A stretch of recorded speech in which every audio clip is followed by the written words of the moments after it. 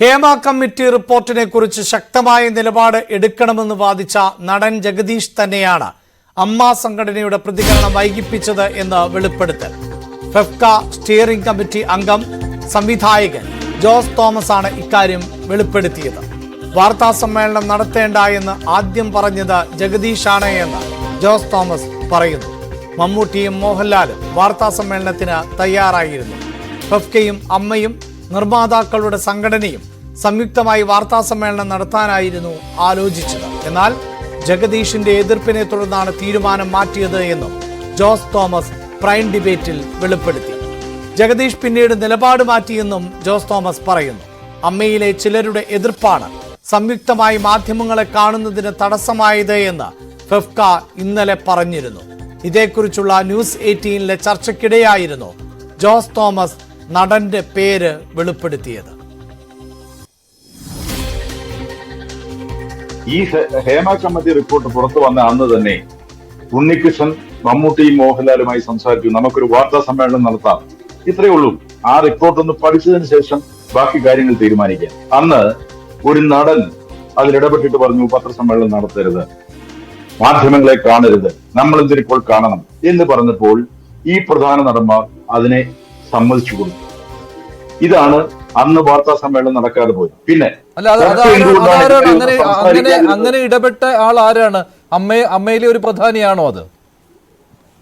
ജഗദീഷാണ് പറഞ്ഞത്. എനിക്ക് പറയുന്നതിന് ഒരു മടിയില്ല, ജഗദീഷാണ് പറഞ്ഞത് അങ്ങനെ ചെയ്യരുത്. താങ്കൾ ഗുരുതരമായ ഒരു കാര്യമാണ് പറയുന്നത്. ജഗദീഷ് ഇങ്ങനെ വാർത്താ സമ്മേളനം നടത്തരുത് എന്ന് പറഞ്ഞതുകൊണ്ട് മമ്മൂട്ടിയും മോഹൻലാലും അത് വേണ്ട എന്ന് വെച്ചു എന്നാണോ താങ്കൾ പറയുന്നത്? ഞാനല്ല, ഇത് ഉണ്ണികൃഷ്ണൻ ഞാനുമായി സംസാരിച്ചപ്പോൾ വന്നതാണ്. ഇത് ഞാൻ ഇപ്പൊ പുറത്തു പറയുന്നത്, ഞങ്ങൾ പത്രസമ്മേളനം നടത്താൻ താമസിച്ചത് ഞാൻ നേരത്തെ പറഞ്ഞിരുന്നു. ഈ കമ്മിറ്റി വിശദമായി ഈ കാര്യങ്ങൾ പഠിച്ചിട്ട്, കമ്മിറ്റി റിപ്പോർട്ട് പഠിച്ചിട്ട് ഞങ്ങളുടെ ജനറൽ കൗൺസിൽ കൂടി ഇത്തരം ചോദ്യങ്ങൾ മുഴുവൻ കൊടുത്ത് അവരിൽ നിന്ന് ഉത്തരം തേടി 3 ദിവസം എല്ലാ പ്രധാനപ്പെട്ട അംഗങ്ങളുമായി നിരന്തരമായി ചർച്ച നടത്തിയിട്ടാണ് ഇങ്ങനെ റിപ്പോർട്ട് ഉണ്ടാക്കിയത്. അപ്പോ ഞങ്ങൾ ഈ പറഞ്ഞിരിക്കുന്ന 26 പ്ലാൻ ഓഫ് ആക്ഷൻ ഇത് നടത്താൻ വേണ്ടി എന്തെല്ലാം കാര്യങ്ങൾ കൈകാര്യം ചെയ്തിരിക്കുന്നു.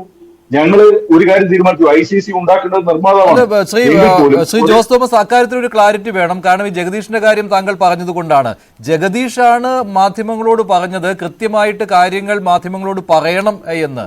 അത് താങ്കൾ അദ്ദേഹം മാധ്യമങ്ങളോട് സംസാരിച്ച രീതി താങ്കൾ ശ്രദ്ധിച്ചിരുന്നതാണല്ലോ, ഇങ്ങനെ ഒളിച്ചു വെക്കേണ്ട കാര്യമില്ല എന്ന്.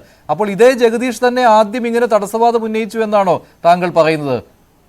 തടസ്സവാദം ഉന്നയിച്ചു എന്ന് ഡി ഉണ്ണികൃഷ്ണൻ പറഞ്ഞതാണ്. മാത്രവുമല്ല മമ്മൂട്ടി മോഹൻലാലിന്റെയും ഒക്കെ പ്രസൻസിലാണ് ഇത് പറഞ്ഞത് എന്നുള്ളത് സത്യസന്ധമായ കാര്യമാണ്. ഇത് പറയുന്നതിന് എനിക്കൊരു മടിയുമില്ല. പക്ഷെ ഇക്കാര്യത്തിൽ ജഗദീഷ് ഒരു ഹീറോയായി മാറുകയായിരുന്നു. കാരണം അമ്മയിൽ കൃത്യമായിട്ട് ഒരു സ്റ്റാൻഡ് എടുത്തയാളെന്ന രീതിയിലാണ് ജഗദീഷിനെ പിന്നീട് കാണാനായത്.